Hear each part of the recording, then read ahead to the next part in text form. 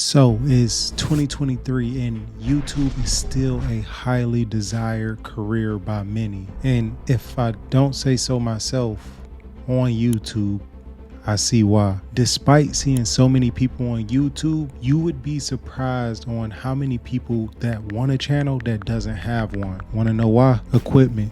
A lot of people are under the impression that they need the best equipment when they start their channel. But don't get me wrong, I understand why they feel like that. I'm a sucker for good quality videos, but it just doesn't start like that. In this video, I want to talk about the equipment that I currently use for this channel. And the reason why I'm shooting a video about my equipment with only 1,400 subscribers to show you that you can get fairly decent quality for a fairly decent price. By no means am I saying cheap, but definitely reasonable. Also, if you're interested in anything that's in this video, it's all linked below in the description. And FYI, if you use those links, it helps the channel out. So I greatly appreciate it. Thank you. All right, so let's get right into the juicy part, the part that everybody want to hear. The camera that I use is a Sony Alpha ZV E10. Boy, that's a mouthful, huh? I must warn you, I'm not a tech YouTuber. I talk personal finance on this channel. So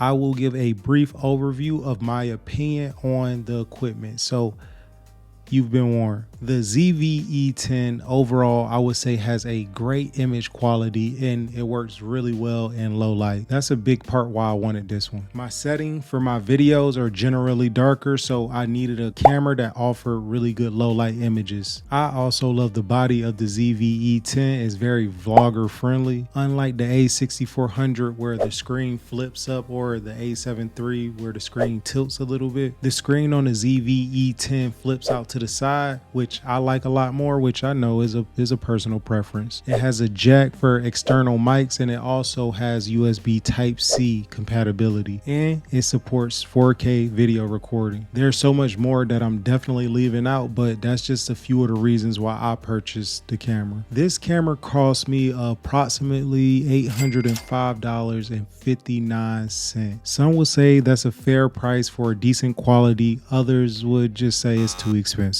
And if that wasn't enough, I don't use the lens that came with the camera. The lens I use is the Sony APS-C ultra wide angle prime lens. Wow, Sony, just wow.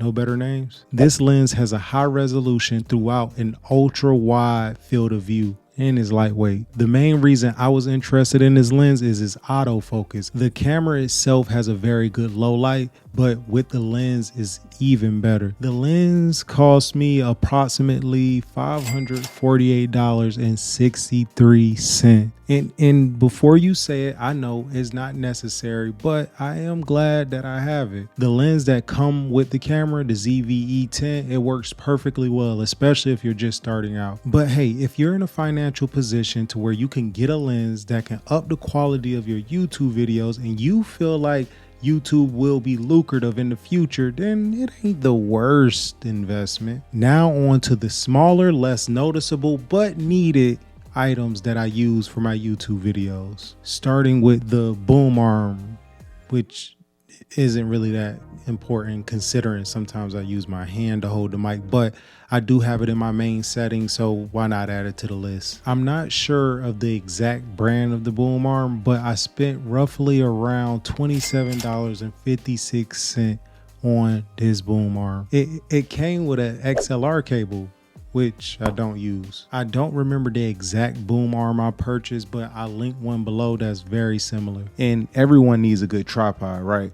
My tripod of choice is the Manfrotto Compact Action Tripod, and I spent roughly around $72.43 for it. The tripod is heavy duty in my opinion, and I also love how the head swivels in a lot of different positions.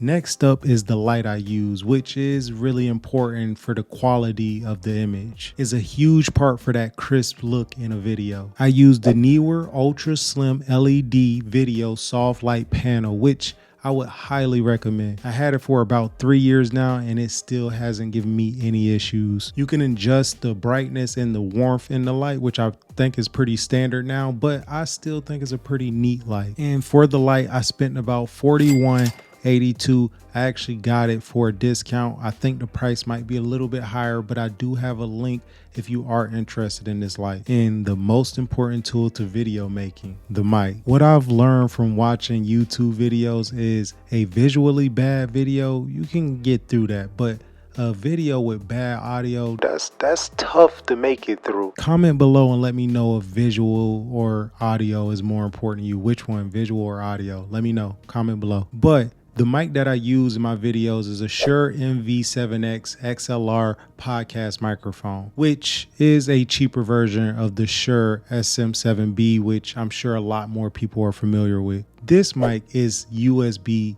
compatible, which, like I said, I am not tech savvy. The Shure MV7X cost me $254.34. Yeah, I know the price dropped, but I purchased it 3 years ago at this point. But if you are interested in getting a mic, go ahead and use that link below because it could be that cheaper price going on. So check it out. And that there is the equipment that I use for my YouTube videos. But in total, I spent a whopping, drum roll please, $1,750.37 on the equipment that I use on this channel. And that's how much I spent on all my equipment. But if you were paying attention throughout the video, it did happen over time. I did not get all of this in one setting. So I don't advise you to go out and go buy all this equipment in one day. What I would advise is just use your phone or a older style DSLR if you got that sitting around, and post videos until you're at a point where you're comfortable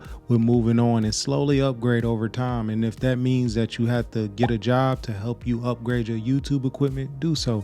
If you gotta wait till your channel is making a certain amount of revenue, wait till your channel making a certain amount of revenue. If you're doing a bunch of side hustles in order to get the money to buy new equipment, okay, then do that. But don't rush the process. And plus, by you putting out these videos, you're getting better and better and better. You don't have all the right equipment yet, but you're getting so good with tools that's not even efficient enough. So by the time you have all the tools that you need, you'll be so well-rounded in all the skills that you need to be a very good YouTuber. Be patient. If you made it this far in the video, I appreciate you. Don't forget to like and subscribe. It helps the channel out tremendously, but I'll see y'all on the next one.